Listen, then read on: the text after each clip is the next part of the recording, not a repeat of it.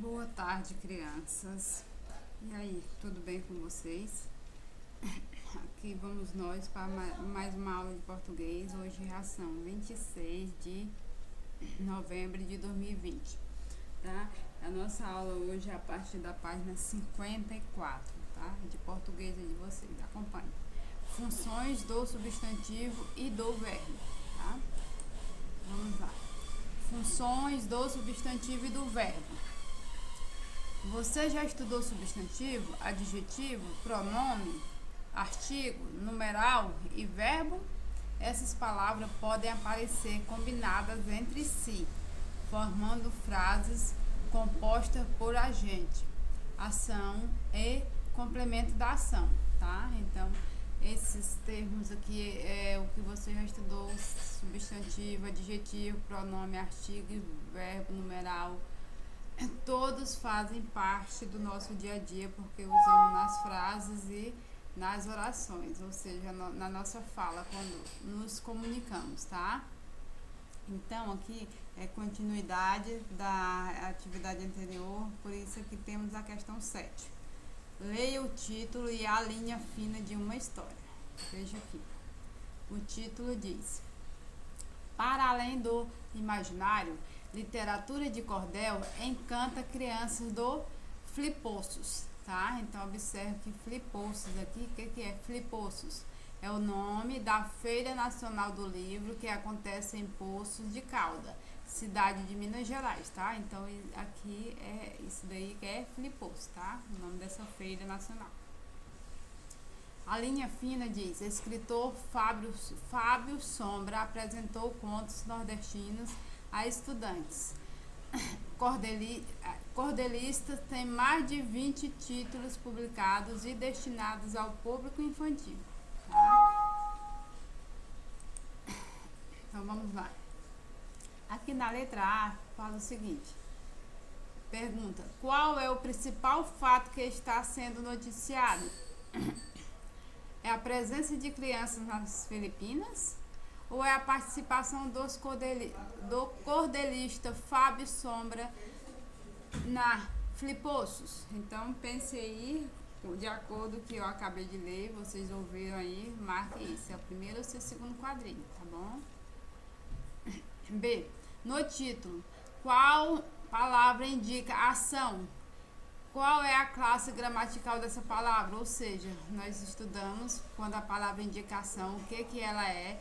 Então veja aí qual que é a palavra que indica ação e qual classe ela pertence, tá? Vamos colocar aqui, tá? 8. Releia a primeira frase da linha fina. Então, escritor Fábio Sombra apresentou contos nordestinos a estudantes, tá? Então agora, na letra... Só um minuto.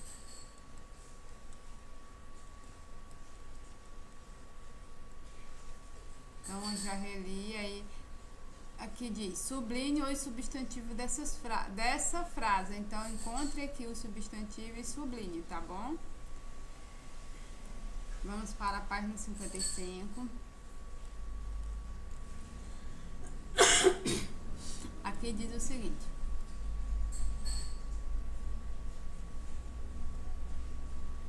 em uma frase, verbo e substantivo têm funções diferentes.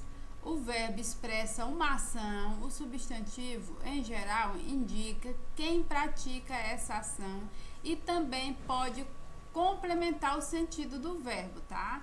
Então, você já sabe, o verbo indicação é praticada pelo sujeito, tá?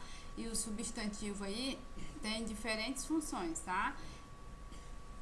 Então, vamos ver aqui e observar direitinho a questão para você responder, tá? Quando diz aqui: 9. Leia as frases, observe os blocos de palavras sublinhadas e printe as mais importantes desse bloco, tá?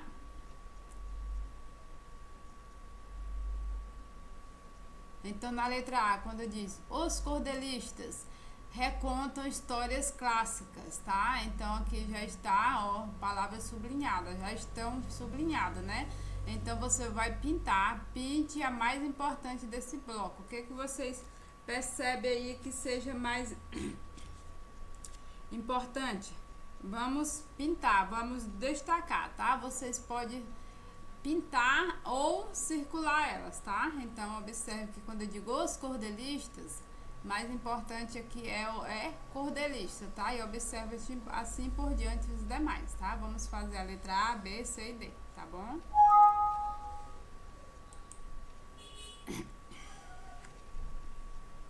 Dez.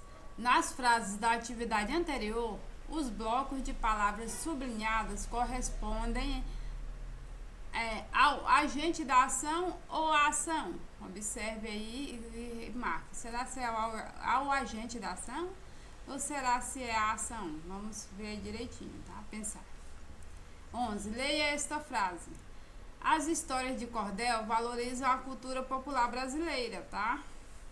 Então, aí vamos lá as frases, as questões. Sublinhe a palavra que expressa ação. Então, nessa frase aqui, qual é a palavra que estava expressando a ação? Vamos sublinhar ela, tá? Depois, B, circule o bloco de palavras que completa a ação. Que bloco de palavras é esse que completa essa ação? Vamos ver aí para sublinharmos, tá?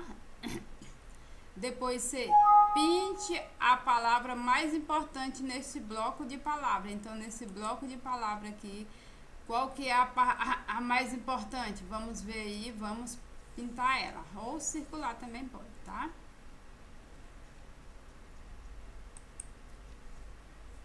Depois aí, na página 56,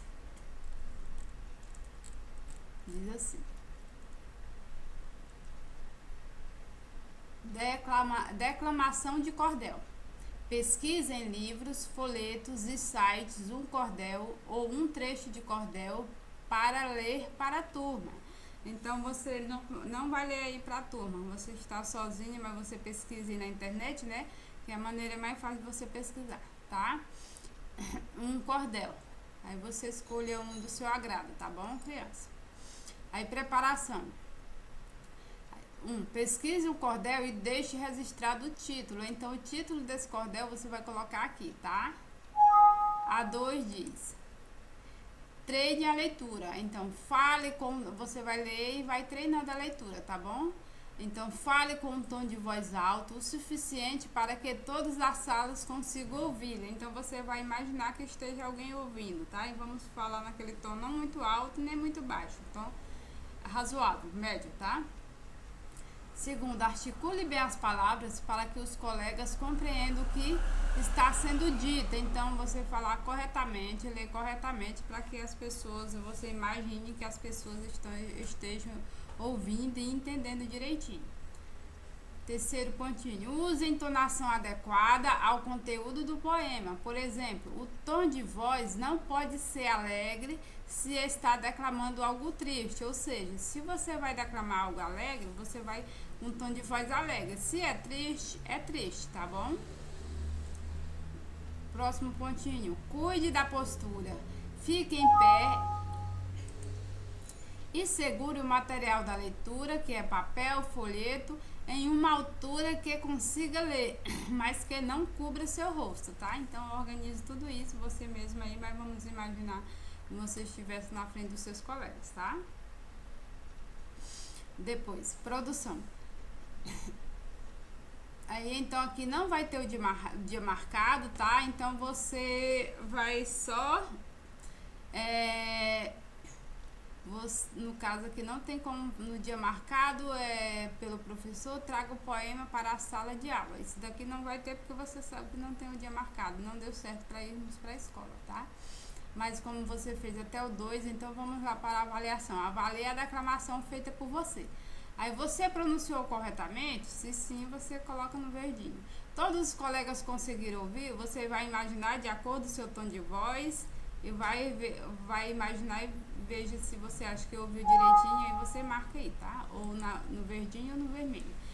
leu o texto de forma expressiva, de acordo com o conteúdo, então você leu de forma expressiva, corretamente, de acordo com o conteúdo, se sim, verdinho, se não, no vermelho. Avalie aí você mesma, tá? Corretamente, tá bom? Na página seguinte, 57, vamos lá. Cordel. Agora, você e um colega vão ler estrofes do cordel Chapeuzinho Vermelho, de Evaristo Geraldo da Silva, e vão escrever 2 estrofes, dando continuidade à história. Então, vocês sabem que não é mais o colega aí, você vai ler isso individual, só você, tá?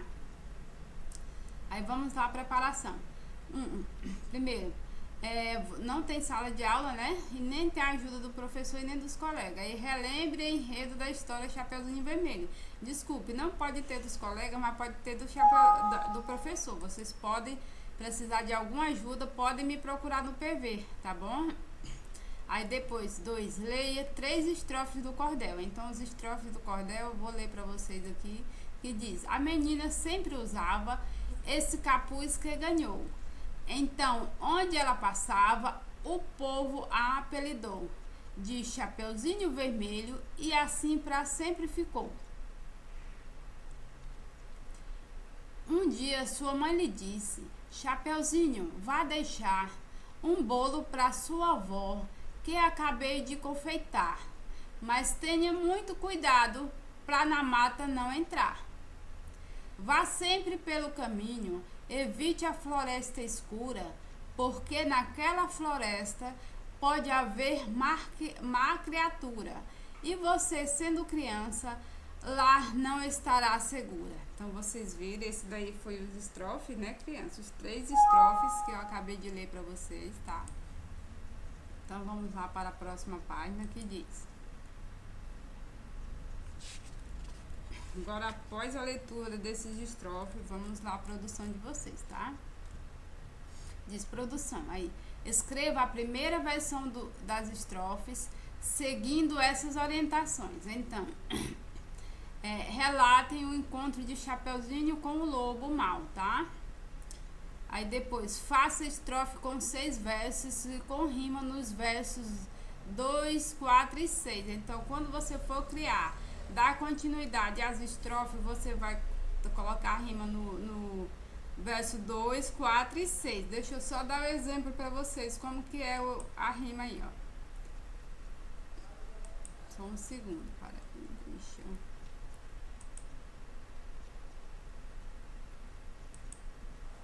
Cadê, crianças? A rima que eu já perdi, só um segundo. Não é nessa. Nessa. Observe, lá falou colocar a rima no segundo. Então está aqui o segundo. Você vai colocar aqui uma rima no segundo, uma rima no quarto e uma rima no sexto, tá? Então esse é o lugar que você vai colocar a rima, tá? Observe aí. Vamos voltar lá agora. Quando você for produzir seus estrofes, tá? Então você vai dar continuidade à história e você vai colocar essa rima onde está pedindo, segundo, quarto e sexto, na continuidade aí da história de Chapeuzinho Vermelho. Aí 4, registre aqui as estrofes criadas por você. Então você vai criar essas estrofes, tá? E que são quantas estrofes? Escreva a primeira estrofe. São 2 estrofes que você vai criar, tá? Só um minutinho, deixa eu só voltar aqui para vocês. Ó, leia as estrofes. Então, em sala de aula, relembre o enredo da história de Chapeuzinho Vermelho. Aí que relembrei com vocês. Aí aqui, voltando aqui, ó, e vão vocês... Gente, perdão, que bagunça foi essa? Não tem como.